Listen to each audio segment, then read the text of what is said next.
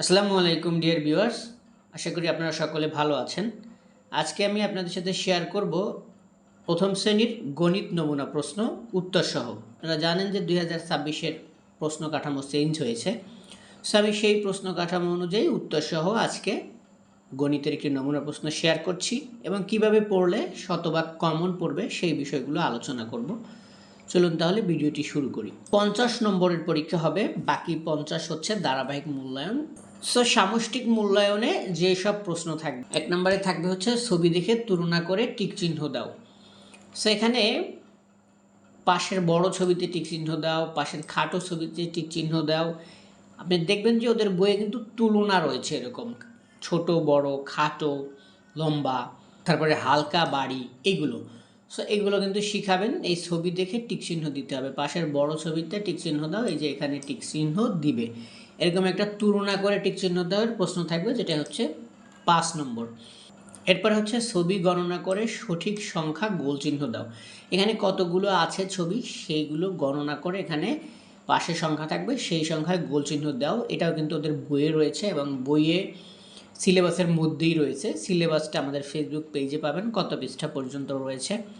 So এখানে 3 আর 4 সাথে, এই সাথে গোল চিহ্ন দিতে হবে। এই জন্য কিন্তু ওদের কাউন্ট করা শিখতে হবে, অর্থাৎ গণনা করা শিখতে হবে, সেগুলো শিখাবেন বাসায়।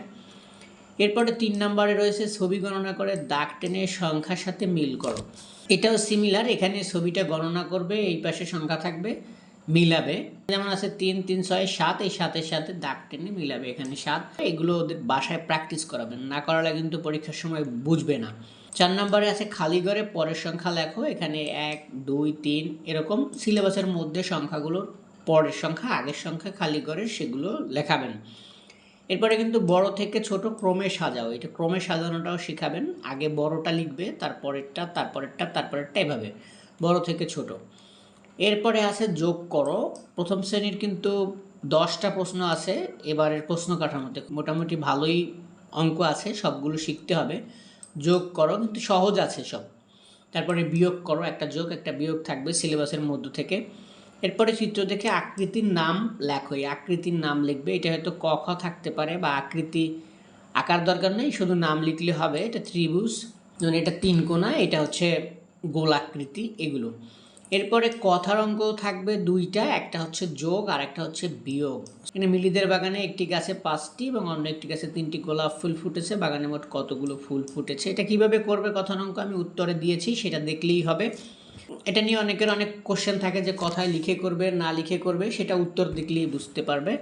দিয়ার 6টি আপেল ছিল, বিয়োগও সেম, ওই কিভাবে করবে সেটা দেখলেই বুঝতে পারবে।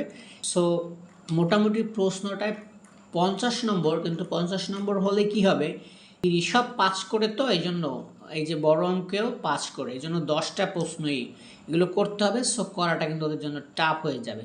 এখানে আরেকটু বলে রাখি, শিক্ষক কিন্তু প্রয়োজনে প্রশ্ন কাঠামোতে যৌক্তিক পরিবর্তন করতে পারবেন, সেজন্য নিচে কিছু অতিরিক্ত প্রশ্ন দেওয়া আছে। এগুলো কি কি, যে আইটেমগুলো ওখানে নাই, অনেকগুলো আইটেম কথায় লেখো নাই, অঙ্কে লেখো নাই, কিন্তু বইয়ে আছে। কম থেকে বেশি ক্রমে সাজাও, এটা ছিল না। বেশি থেকে কম ক্রমে সাজাও, এটা ছিল। খালি ঘরে সংখ্যা লেখো ছিল। যোগ করো, এগুলো আসতে পারে 2টা। বিয়োগ করো, যোগ বিয়োগ অনেকগুলো বইয়ে যেগুলো আছে সব শিখাবেন। কথার অঙ্ক এরকম 8, 9, যোগ বিয়োগ যেগুলো আছে এগুলো শিখাবেন। চিত্র অঙ্কন করো, এটা আকৃতির নাম লিখতে বলছিল, ওখানে আপনি আকৃতি আঁকাও শিখাবেন, গোলাকৃতি, 3 কোণ আকৃতি, 4 কোণ আকৃতি।